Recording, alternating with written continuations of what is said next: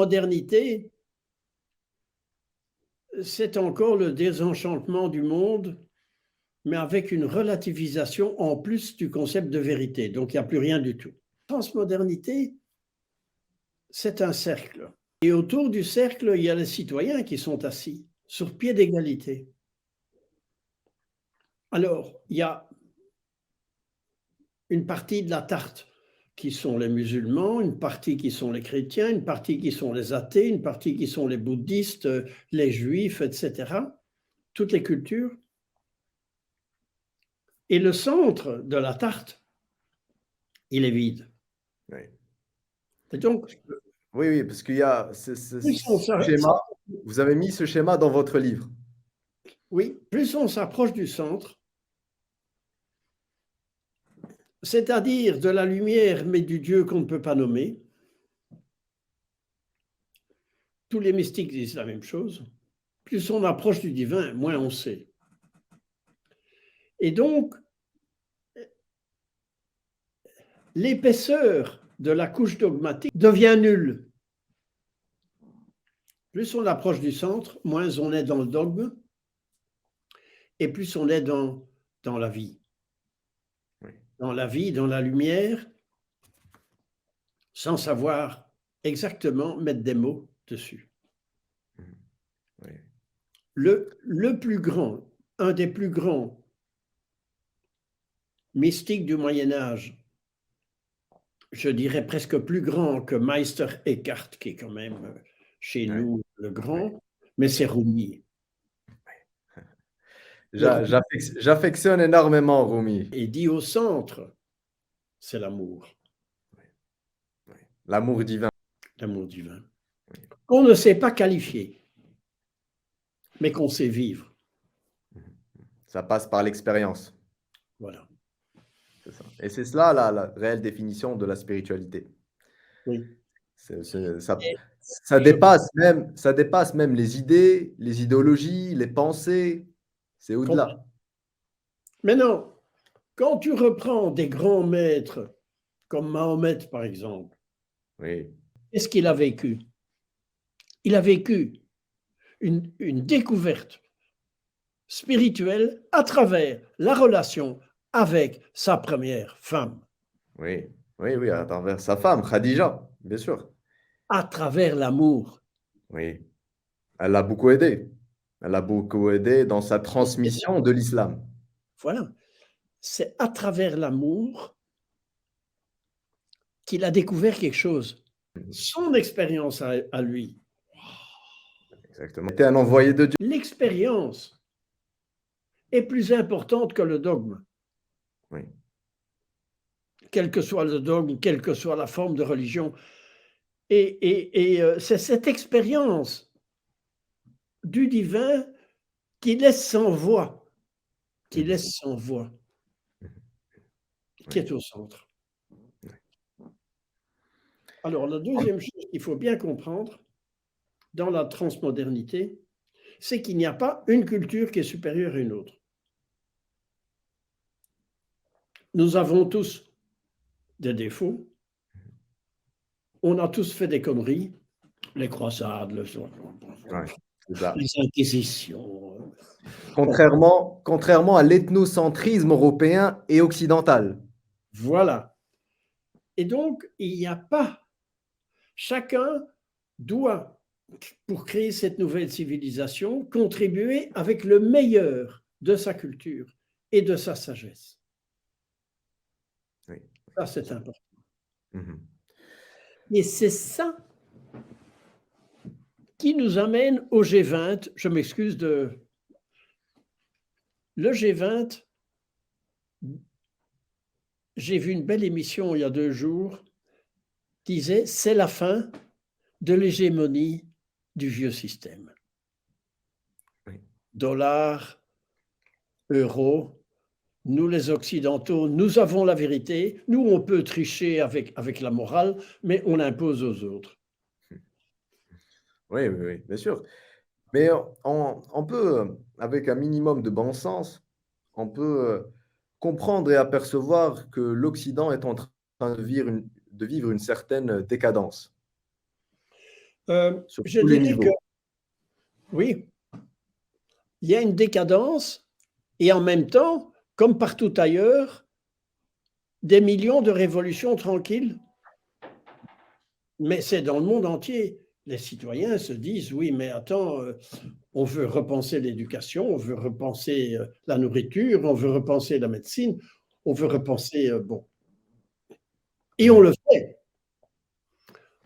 Et ce n'est pas contre, mhm. c'est pour. C'est ça. Oui. Donc, Et aussi, il y a la fin de l'hégémonie occidentale sur le reste du monde. Ça, c'est en train de finir. c'est certain. Et nous, occidentaux, devons apprendre à vivre dans un monde multilatéral. C'est ce que Oui. disent les Chinois, c'est ce que disent les Russes, les Indiens, les Sud-Africains et Les maintenant BRICS. beaucoup de gouvernements africains qui, en silence, sont en train de Oui, oui, oui. gagner l'autre système Aussi, multilatéral. oui. Et aussi, cher Marc, c'est notre responsabilité de parler sur des sujets qui fâchent et notamment nous prononcer sur les choses qui vont mal dans notre société. C'est de notre responsabilité en tant que Oui, chercheurs et en tant que citoyens même oui, de nos pays respectifs. Et nous allons maintenant parler de l'éducation, sur l'état calamiteux de notre système éducatif qui vit une crise profonde. L'éducation d'aujourd'hui s'inspire des principes de la modernité, mais elle vient notamment de la révolution industrielle. Et l'objectif de l'école à ce moment-là était de former des personnes et des jeunes pour servir le système économique. pour faire tourner les usines. Voilà. Et c'est pour cela qu'on a pu favoriser certaines matières sur d'autres. Par exemple, les mathématiques, les sciences, les langues, qui sont importants et qui seront utilisés dans le domaine professionnel. Et l'école d'aujourd'hui ne nous transmet plus certaines valeurs et certains principes comme le courage, la discipline, l'héroïsme et l'amour de la vérité. Et c'est vrai qu'il y a plusieurs pédagogies alternatives qui commencent à émerger et qui ont émergé depuis le siècle dernier, comme les pédagogies Freinet et Montessori. Mais l'éducation d'aujourd'hui, elle tue à la fois la créativité des enfants, mais aussi cette soif de la connaissance. Parce que tout à chacun, quand nous sommes, et même après, dans notre phase adulte, mais quand on est jeune, quand on est un enfant, on a une grande curiosité, on a envie de tout découvrir, de toucher à tout, et c'est un élan, c'est une puissance incroyable qu'a un enfant qui a cette volonté de tout découvrir et d'expérimenter tout ce qu'il y a autour de lui. Et nous devons réformer l'éducation d'aujourd'hui. Je pense que c'est essentiel de le dire. C'est de notre responsabilité que de mettre en avant ce qui ne va pas. Et oui, certes, l'école transmet une vision étroite aussi de l'intelligence avec tout ce qui est QI, avec les notes et tout. Mais aussi, on devrait aussi reconsidérer la notion d'échec. Un échec est quelque chose de très utile dans notre vie. Et moi, je dis qu'un échec, c'est comme un badge d'honneur. Être fier parce que après chaque échec, après chaque erreur, ben, on apprend et qu'on a plus d'élan pour faire mieux. Et l'école d'aujourd'hui développe aussi plus la mémoire et plus aussi cette habilité à faire des calculs que d'autres choses. C'est pour cela que malheureusement, elle annihile cette créativité qu'ont les jeunes et que on devrait repenser. les objectifs, la vision même de l'éducation dans sa globalité. Que pensez-vous, cher Marc? Alors, moi, je vais sembler très conservateur. Je vais parler de Platon. Dans La République, chapitre 7, on demande à Socrate, mais qu'est-ce que l'éducation? Et Socrate répond et raconte le fameux récit de la caverne. Il dit, voilà, la plupart des gens passent leur